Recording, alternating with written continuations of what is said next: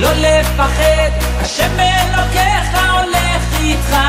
עם ישראל לא מפחד, השם אלוקינו השם אחד.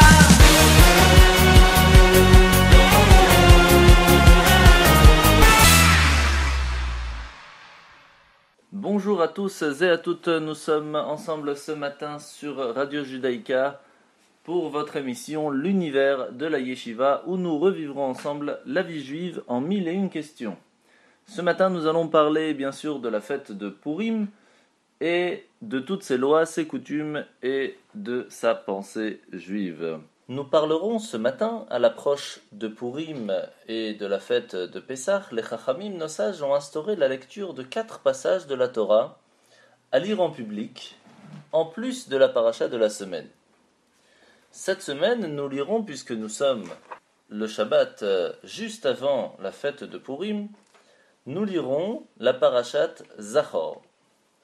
La parachat Zachor mentionne le fait que nous devons nous souvenir du mal que nous fit Amalek lors de la sortie d'Égypte, et effacer son souvenir pour nous avoir attaqués soudainement sans aucune raison, alors que notre peuple était épuisé par les longues marches depuis l'Égypte jusqu'au mont Sinaï. Aman, qui est lui-même le descendant direct d'Amalek, se comporta exactement comme son aïeul en cherchant à exterminer le peuple juif sans aucun mobile. À l'époque de Mordechai et d'Esther, les Béné Israël, le peuple juif, réussirent à contrer sa volonté de nous tuer. Et au contraire, ce sont eux qui mirent à mort tous leurs ennemis, les descendants d'Amalek, et notamment Aman. Et c'est pour cela que nous lisons la paracha de Zachor, du rappel de Amalek, le Shabbat précédant la fête de Purim.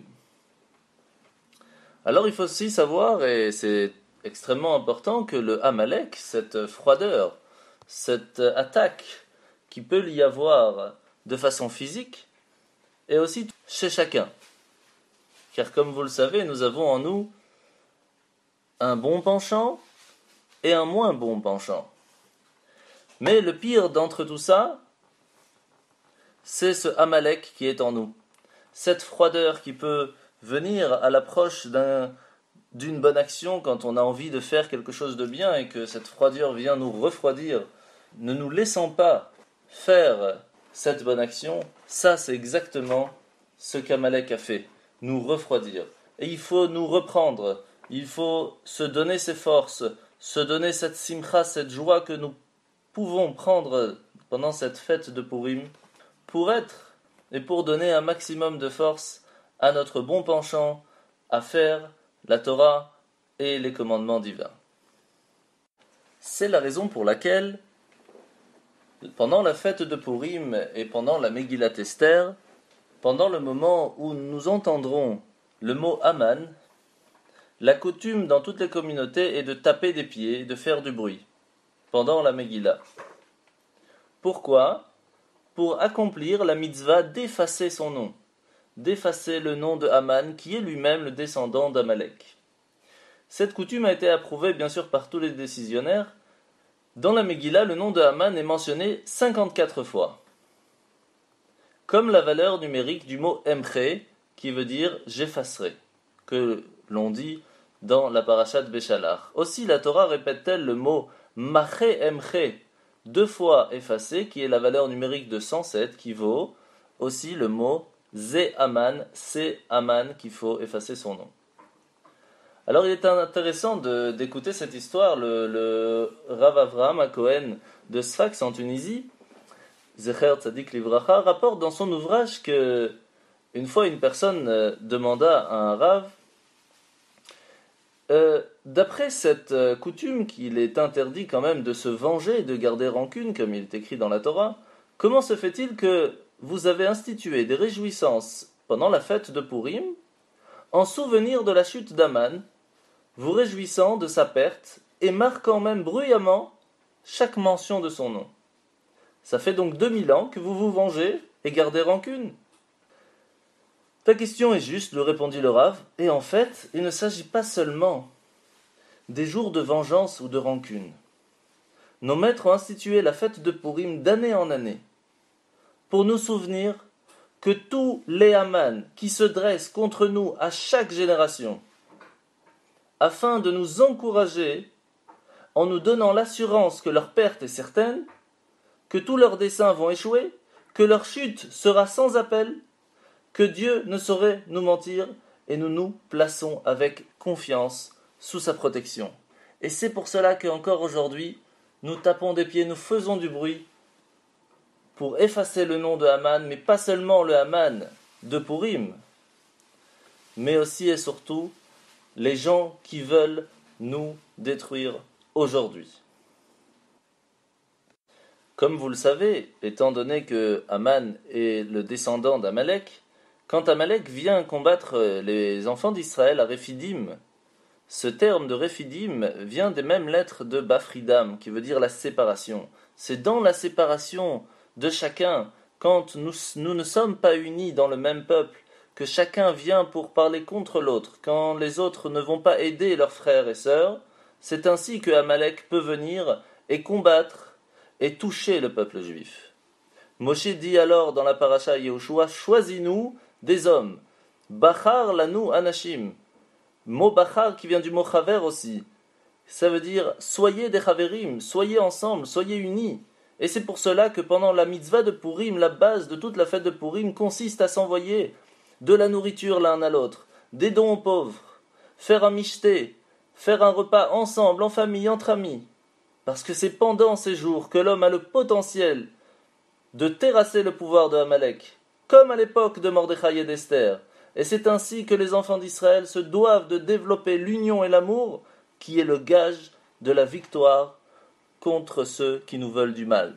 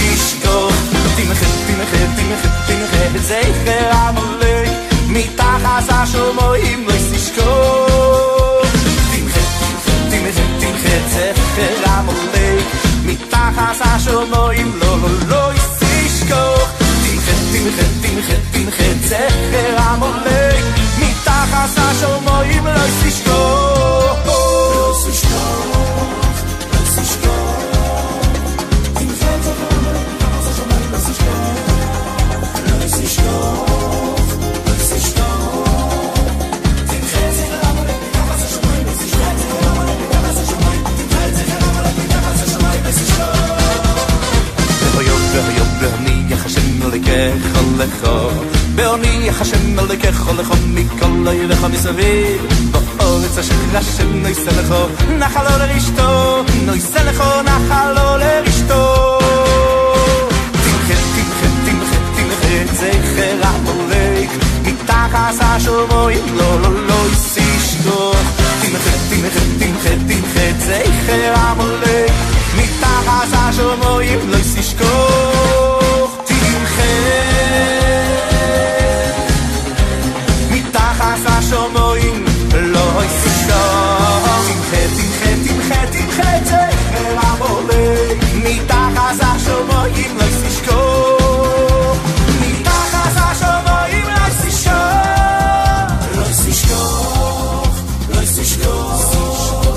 תמחה זכר עמלק מתחת השמיים לא ישכח מתחת השמיים לא תשכח לא תשכח לא תשכח תמחה זכר עמלק מתחת השמיים לא תשכח לא תשכח לא תשכח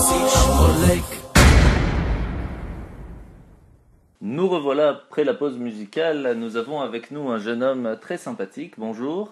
Bonjour, je m'appelle Lior. J'aurais une question pour vous. Donc, que signifie le nom de la fête de Purim ? Que signifie le nom de Purim ? Alors, Lior nous a posé une question très intéressante. Que signifie le mot Purim de la fête de Purim ? Alors, comme il est écrit dans la Megillah, c'est écrit tout simplement Alken karu layam imaele Purim al shem Apur. Voici que la fête de Purim s'appelle sur le nom de Pur, qui veut dire en français le Goral, le tirage au sort qui a été fait par Aman, étant donné qu'il a choisi au sort le jour, le mois, pour anéantir le peuple juif. Bien sûr, la question qui se pose directement, on sait bien que le mot pour de Purim n'est pas en hébreu, mais il est en perse. Alors le rabbi pose la question dans le Likutei Sichot, comment ça se fait qu'on appelle la fête de Purim Al Shem Apur, sur le nom du tirage au sort, alors qu'on aurait très bien pu appeler la fête Goral, qui veut dire tirage au sort en hébreu. Ou encore mieux, on voit bien que chaque fête que nous avons dans le judaïsme vient ramener la sortie, la réussite, la délivrance. Pessah, Dieu a sauté au-dessus des maisons. On a été sauvés, on est sorti d'Égypte. Sukkot, c'est les cabanes, c'est la protection de Dieu. Comment c'est possible alors que la fête de Purim, on utilise un mot qui vient nous dire comment est-ce qu'on allait être anéanti ? On aurait dû utiliser un mot tout à fait différent. De la même façon, la question se pose Megillat Esther. Megillah qui vient du mot Gilouï, qui veut dire dévoiler, Esther qui vient du mot astir, qui veut dire se cacher. Alors, que veut dire le dévoilement de ce qui est caché ? En plus, il est connu que dans la Megillah, il n'y a pas le nom de Dieu. Il est caché. Alors, il est caché où ?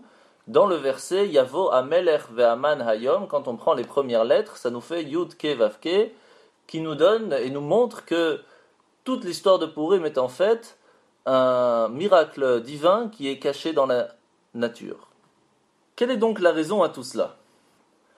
Pour comprendre, il suffit de regarder l'histoire de Purim. Une personne vient pour essayer d'anéantir le peuple juif, et à partir du moment où tout commence, comment Mordechai et Esther se comportent-ils pour réussir à gagner contre Aman et à renverser l'anéantissement prévu par Aman. Voyons voir dans le texte. Mordechai aya yoshev bishar hamelech. Voici que Mordechai était assis à la porte du roi. Donc, c'est qu'il était ministre, il avait des entrées vers le roi. Quoi de dire de mieux d'Esther, qui était elle carrément la reine ? Et pourtant, quand Mordechai entend que Aman veut anéantir le peuple juif, Va'il bash sak va'efer va'yetze betoch ha'ir va'itzak zaka gedola umara. Voici que Mordechai met sur lui un habit et de la cendre, et il sort dans la ville, et il pleure, et il dit à tout le monde, reprenez-vous, faites teshuva, réfléchissez, regardez où vous en êtes, quelles sont les bonnes actions que vous avez faites aujourd'hui, comment vous pouvez vous revenir un petit peu vers la religion, quelle est la demande que Dieu nous demande aujourd'hui. Et seulement après avoir fait cela, il va voir Esther pour lui dire, va essayer de parler au roi. Quelle est la première chose que Esther fait? L'er kenos et kol hayudim asher beshushan vetsumu alai. Rassemble tous les peuples d'Israël qui se trouvent dans la ville de Shushan et demande-leur de jeûner, de pleurer, de demander pardon, d'essayer de se rattraper, d'essayer de prier à Dieu pendant 3 jours. Et moi aussi, Esther dit, moi aussi, gamani atzumken, moi aussi je vais demander pardon à Dieu. Moi aussi je vais essayer de regarder, moi aussi je vais me reprendre, je vais me remettre en question.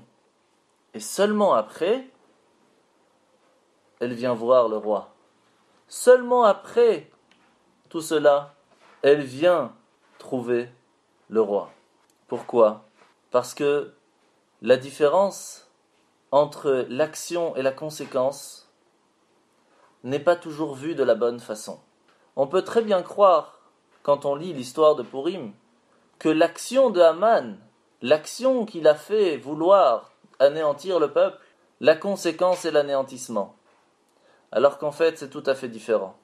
L'action qui a été faite au moment où Achashverosh, Assuérus, a fait un festin, et que ce festin était basé sur une chose, se réjouir que la prophétie qu'après 70 ans le temple allait être reconstruit n'a pas été faite, dont il a utilisé même les ustensiles du temple pour bien montrer sa grandeur et sa magnificence, au-delà même de la prophétie de Dieu qui était de reconstruire le temple, alors qu'en fait, il avait simplement mal fait ses calculs.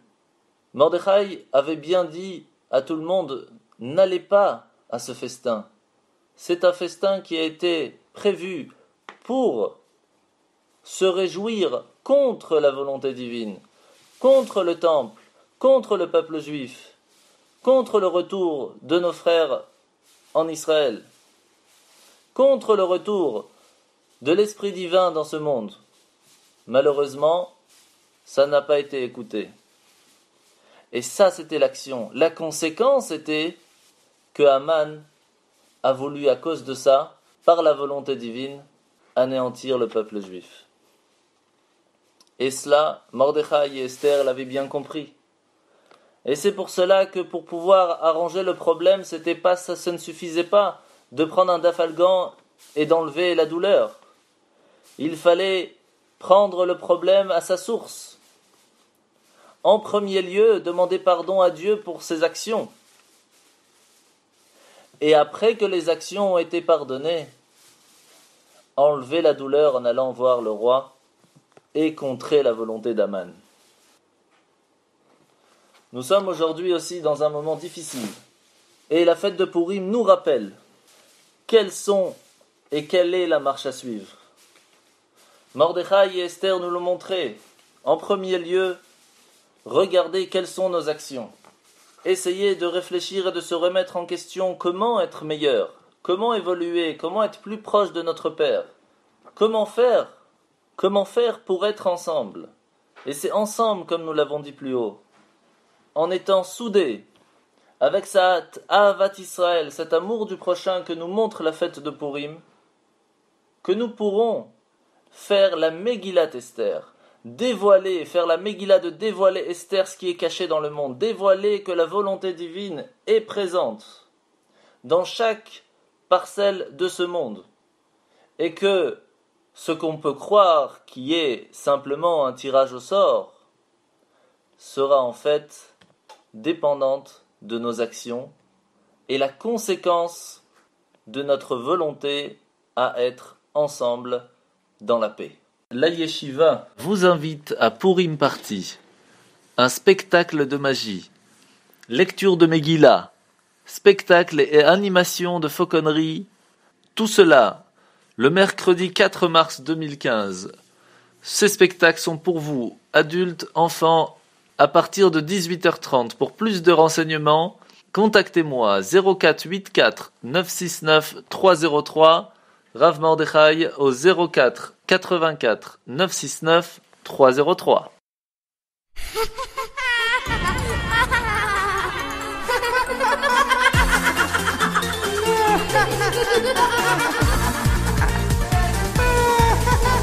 ויהי בימי אחשוורוש הוא אחשוורוש ויהי בימי אחשוורוש הוא אחשוורוש המולך מאוד ובטוש המולך מאוד ובטוש שבע וסתימומי המדינה שבע וסתימומי המדינה Sandata, Galfonas, Patapoata, Daria, Parmasta, Isaya, Vaizata, Asel, Bnei Aman, Lutomare.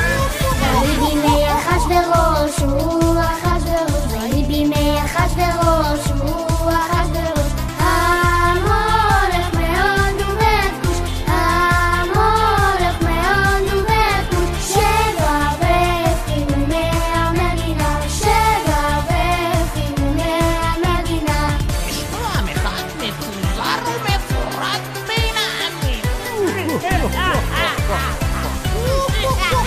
ויהי בימי אחשוורוש הוא אחשוורוש ויהי בימי אחשוורוש הוא אחשוורוש המולך מאוד ובטוש המולך מאוד ובטוש שבע וסתימומי המדינה שבע וסתימומי המדינה ליהודים הייתה אורה ושמחה וששון ויקר.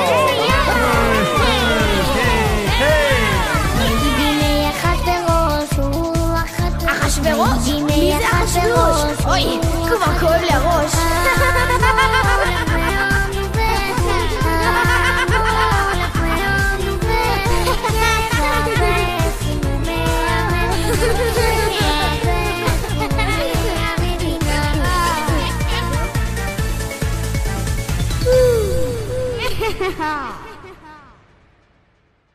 Alors Lior, tu as une autre question pour nous? Donc, quelles sont les principales mitzvot de Purim? Alors, une des premières mitzvahs est le Machatzit HaShekel. La mitzvah du Machatzit HaShekel nous est très chère, car elle nous enseigne l'importance de l'amour pour chaque juif, quel qu'il soit. Devant Dieu, nous sommes tous égaux, puisque, comme on le voit, ces grands moments de service divin sont les mêmes pour tous. Devant Hachem, devant Dieu, il n'y a ni riche, ni proche, ni étranger. Il accepte tous les cadeaux leur permettant d'expier toutes leurs fautes ou d'offrir simplement un cadeau. Et c'est pour cela que nous offrons un machatzit à shekel. Nous avons l'habitude de donner un demi-shekel pour nous rappeler que seuls nous ne sommes qu'une moitié. Nous ne sommes qu'une moitié si nous n'avons pas Dieu. Et c'est pour cela qu'il est très important de donner la veille de Purim, cette année le mercredi 4 mars, pendant le jour du jeûne, 3 pièces d'un demi-shekel. Et c'est aussi pour cela que nous avons l'habitude, la veille de Purim, de faire le jeûne d'Esther. Nous appelons cela le jeûne d'Esther, car au temps de la Megillah, au temps de l'histoire de Mordechai, de Esther, de Haman, etc., Esther a demandé à tout le peuple de jeûner pendant 3 jours pour se préparer et demander pardon à Dieu avant qu'elle puisse partir devant le roi Achashverosh pour demander la clémence envers le peuple d'Israël. Quoi qu'il en soit, ce jeûne est tout à fait différent des autres, car le Ta'anit Esther, le jeûne d'Esther, est un jeûne de joie, en souvenir des miracles que Dieu fit en notre faveur. Et c'est pour cela qu'aujourd'hui, nous acceptons aussi ce jeûne avec joie, car c'est un jeûne qui nous amène à la fête de Purim. Le jeûne de Esther cette année, ce sera le mercredi 4 mars. Il commencera à 5h44 du matin et se finira à 19h09 où nous lirons, chacun dans sa synagogue respective, la Megillah d'Esther. Les personnes qui doivent jeûner ce sont hommes et femmes, et bien sûr jeunes femmes et jeunes garçons, à partir de 13 ans pour les garçons et 12 ans pour les filles, puisqu'ils sont astreintes au commandement de la Torah. En dessous de cet âge, on ne fait pas jeûner les enfants, sauf s'ils sont proches à la bar mitzvah, et donc bien sûr pour leur apprendre et les éduquer, chacun à son niveau. Pour revenir à la question de Lior qui nous a posé quels sont donc les 4 mitzvot à faire le jeudi 5 mars, qui est donc le jour même de la fête de Purim. Donc ne pas oublier déjà la veille, après le jeûne, c'est très important, donc le mercredi 4 mars, d'aller dans les fêtes qui sont prévues à cet effet dans votre ville, à Bruxelles, ici présent. Et le lendemain, le jeudi, il y a 4 mitzvot à faire, 4 commandements très importants, comme on l'a expliqué, qui ont un rapport bien sûr avec la Ahavat Israël, avec rapprochement vers l'autre. Et voici donc ces 4 commandements. Alors ce n'est pas très compliqué de se rappeler, puisque tous commencent par un mem, ou le M en français, la Megillah, la lecture de la Megillah, qu'il est important d'écouter où que l'on se trouve. Ça peut être dans une synagogue, dans une pièce, chez soi à la maison, dans une école, ou même au restaurant. Ce qui est important, c'est d'écouter cette histoire, qui était et qui est encore aujourd'hui le message important qui nous redonne le courage et la confiance en Dieu de nous sauver dans toutes les générations. Alors bien sûr, la question est très simple. Qui doit écouter la Megillah ? Eh bien en fait, c'est tout le monde, hommes, femmes et enfants. Par contre, à partir du moment où un enfant peut faire du bruit pendant la Megillah, il faut bien faire attention que même si on l'amène, puisque c'est extrêmement important d'écouter la Megillah, au point même qu'il faut écouter chaque mot, il faudra par contre l'écouter directement de la personne et pas ni par téléphone, ni à la radio, ni sur internet, et même pas utiliser un micro. Bien sûr, chacun attend le moment où on entend le mot Aman, et bien sûr à ce moment-là il est ramené le minag, la coutume de frapper des pieds, de faire du bruit, de faire les ra'ashanim, et il y a plusieurs coutumes par rapport à cela. C'est pour cela qu'il est important de faire attention à bien s'arrêter à partir du moment où on a fait du bruit pour Aman, pour avoir la possibilité d'écouter chaque mot à la Megillah, et donc de penser aussi à ses voisins, qui eux aussi veulent écouter chaque mot de la Megillah. Matanot Laevionim, faire un don aux pauvres pendant la fête de Purim. Le livre des lois, le Shulchan Aruch, nous écrit que le jour de Purim, on doit au minimum faire 2 dons à 2 pauvres, donc 1 à chacun. L'origine de cette obligation se retrouve dans la Megillah, où il est écrit que Mordechai et Esther instituèrent cette mitzvah après leur délivrance, et pour différentes raisons. Et une assez connue, c'est que Haman accusait le peuple juif d'être répandu et disséminé parmi les nations. Et c'est pourquoi on institua la mitzvah de Matanot Laevionim pour souligner l'entraide mutuelle. Le fait que chaque juif est une partie d'un corps unique et que nous sommes un peuple uni malgré nos différentes modes de pensée. Et c'est à ce moment-là qu'on puisse se retrouver ensemble si nous pensons pas seulement à nous-mêmes, mais aussi aux personnes qui ont aussi ce besoin. Comment faire ? Il suffit simplement de donner à 2 personnes dont nous connaissons au moins 10 centimes à chacun pour pouvoir faire la mitzvah, mais bien sûr, le but étant de donner la possibilité à la personne qui est en manque d'argent de pouvoir profiter lui aussi de la fête de Purim. Et c'est pour cela qu'il est important de donner à 2 personnes différentes. Que faire si nous ne connaissons personne ? En règle générale, les responsables de communauté connaissent les personnes qui ont ce besoin, et il suffira donc de les concerter ou simplement de leur donner dans une enveloppe pour qu'ils puissent s'en occuper. À qui donner en priorité ? A priori, on devra donner en priorité aux pauvres de sa ville, plutôt qu'à une pauvre d'une ville voisine.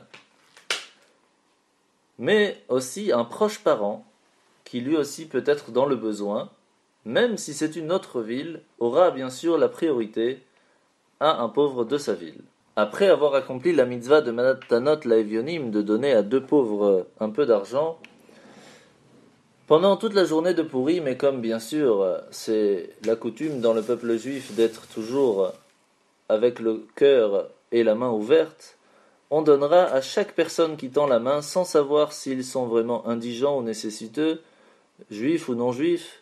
À partir d'un moment où une personne demande, alors on donne. De la même façon, Hachem, Dieu se conduira envers nous lors de nos demandes et nos requêtes, et les exaucera sans vérifier si nous sommes méritants ou non. Une autre mitzvah dans la fête de Purim, le Mishloach Manot, qui consiste à envoyer 2 parts de nourriture à un ami. Pourquoi cette mitzvah? Pourquoi envoyer de la nourriture?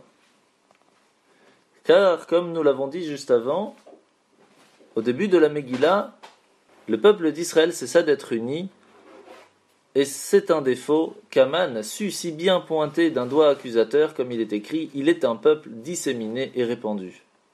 Il sous-entendait ainsi qu'il était impossible qu'ils soient tous unanimes et qui obéissent à leurs dirigeants.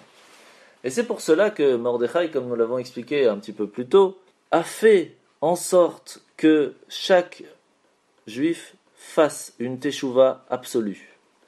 Et l'union régna de nouveau, et c'est ainsi qu'ils se rassemblèrent dans leur ville, firent une preuve d'amour l'un envers l'autre, et c'est la raison pour laquelle nous échangeons des Mishloach Manot, de la nourriture chacun à son ami, pour souligner notre amour mutuel, et qui amènera, Be'ezrat Hashem, la délivrance. Il est important aussi de souligner qu'il faut, pour ces 2 mets de nourriture, soient ensemble dans un seul emballage, et qu'ils soient chacun d'une bénédiction différente, par exemple une boisson et un gâteau, ou un fruit avec une boisson, mais en tout cas pas 2 fruits ou 2 morceaux de gâteau. Certains décisionnaires aussi préconisent d'envoyer ces Mishloach Manot par l'intermédiaire d'une tierce personne, comme le verset nous le souligne, Mishloach Manot ish lereu, envoyer de la nourriture à un ami et pas donner de la nourriture à un ami. D'autres pensent qu'il n'y a pas spécialement de différence, qu'il le donne lui-même ou d'un chaliar. En tout cas, pour s'acquitter de tous les avis, mieux vaut le faire par un ami, mais sinon, il aura quand même accompli son devoir de la mitzvah des Mishloach Manot. Il est aussi important de souligner que la nourriture doit être prête à être mangée, et ce ne doit pas être un aliment qui n'est pas encore cuit, mais quelque chose de mangeable directement.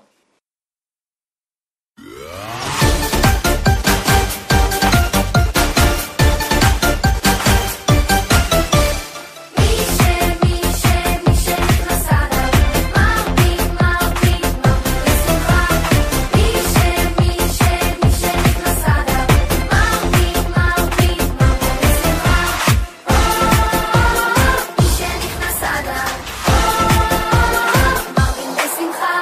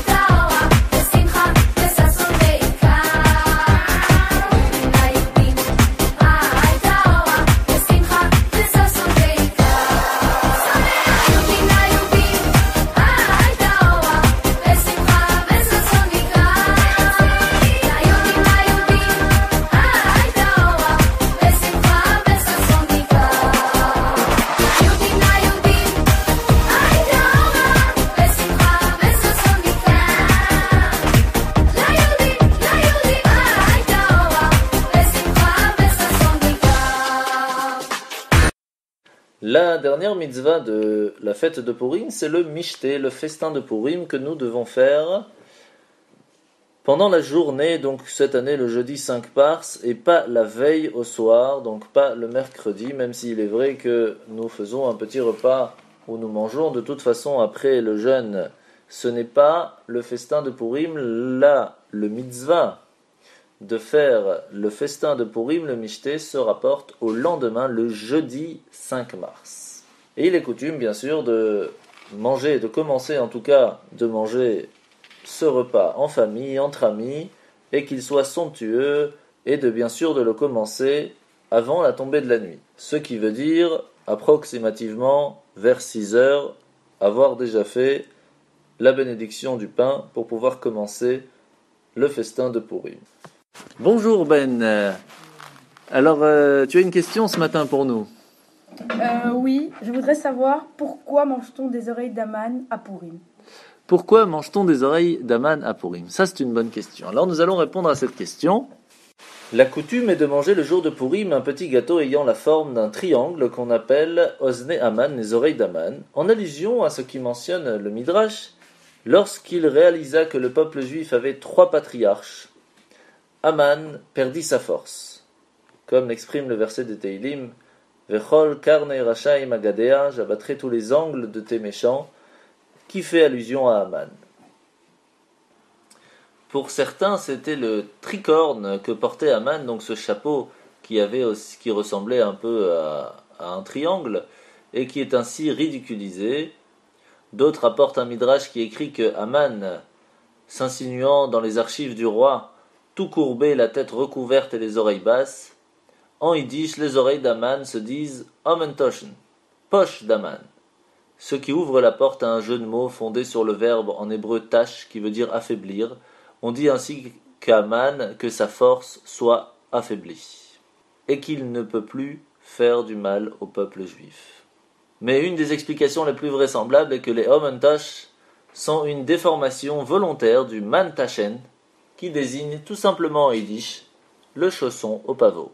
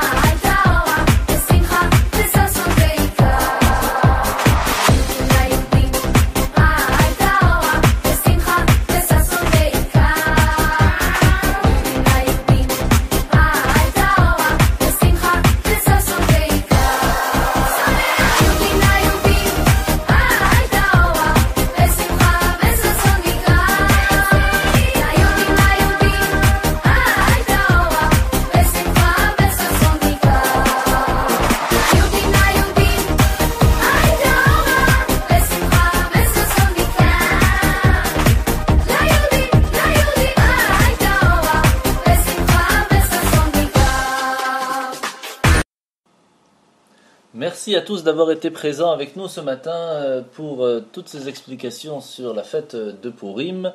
Je rappelle pour toutes les dames et les jeunes filles l'heure d'allumage des bougies de Shabbat. Cette semaine, ce sera à 18h01 et nous lirons la paracha de Tetzavé et bien sûr, comme nous l'avons dit ce matin, la paracha de Zachor qui est extrêmement importante d'écouter. Je vous invite donc chacun d'aller dans la synagogue respective ce Shabbat le matin, samedi matin, pour pouvoir écouter cette paracha si importante de la paracha de Zachor. Et c'est ainsi que finit notre émission. Je vous rappelle encore une fois que la fête de Pourim sera le mercredi soir pour la première lecture de Megillah, puis la journée du jeudi 5 mars. Et vous êtes bien sûr tous et toutes, avec surtout les enfants, invités pour venir profiter de la fête et de la lecture de la Megillah avec une animation de fauconnerie, magicien et un faucon qui seront présents ce mercredi 4 mars à 19h. Pour plus de renseignements, veuillez me contacter au 04 84 969 303. Je répète, 04 84 969 303. Ne ratez donc pas cette fête de Pourim organisée par la Yeshiva avec lecture de Megillah, animation, magicien et animation de fauconnerie ce mercredi 4 mars à partir de 18h30. C'est ainsi que finit notre émission. Rendez-vous donc vendredi prochain de 9h à 10h sur Radio Judaïka FM 90.2. Merci encore à vous, Shabbat Shalom et joyeux Pourim. עם ישראל, לא לפחד, השם אלוקיך הולך איתך. עם ישראל, לא מפחד, השם אלוקינו השם אחד.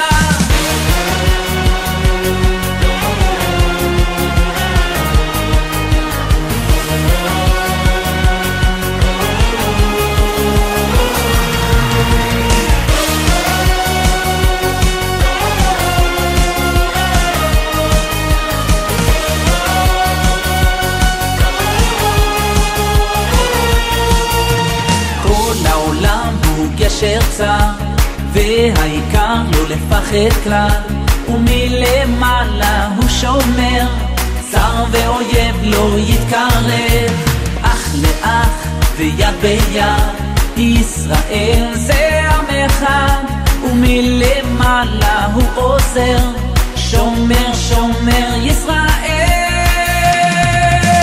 עם ישראל לא לפחד, השם אלוקיך הולך איתך. עם ישראל לא מפחד, השם אלוקינו השם אחד. עם ישראל לא לפחד, השם אלוקיך הולך איתך.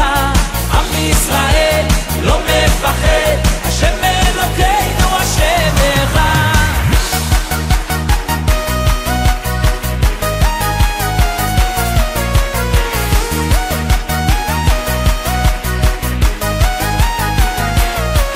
כל העולם הוא גשר צר, והעיקר לא לפחד כלל, ומלמעלה הוא שומר, צר ואויב לא יתקרב, אח לאח ויד ביד, ישראל זה עם אחד, ומלמעלה הוא עוזר, שומר שומר ישראל. עם ישראל לא לפחד, השם אלוקיך הולך איתך.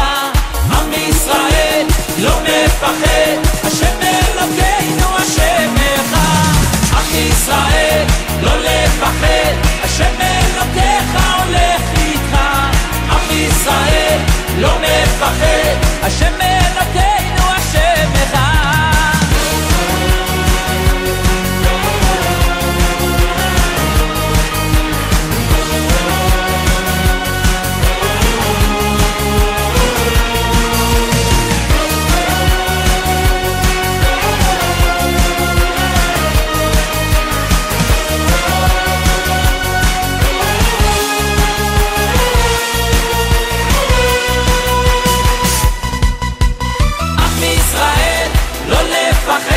השם אלוקיך הולך איתך. השם אלוקינו השם אחד, עם ישראל לא לפחד, השם